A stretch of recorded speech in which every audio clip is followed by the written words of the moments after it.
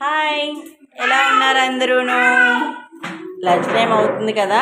అయిపోయాయి వంటలు మీవి? మావైతే అయిపోయి. ఈరోజు మండే కదా.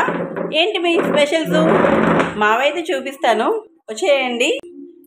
వేడి వేడి కిచిడి, వైట్ రైస్, ఇంకా వంకాయ కర్రీ, వంకాయ టమాటో కర్రీ, చేసిన చపాతీ, మజ్జిగ.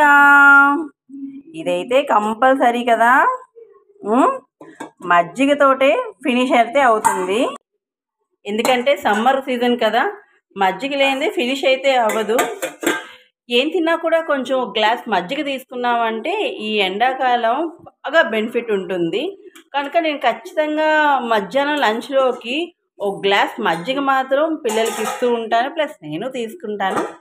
అలానే మీరు కూడా సమ్మర్ సీజన్ కదా, డ్రింక్ బాగా యాడ్ చేసుకోండి. మజ్జిగ కాదు, కొబ్బరి నీళ్ళు కాదు. సేఫ్గా ఉండండి, హెల్తీగా ఉండండి. Bye bye.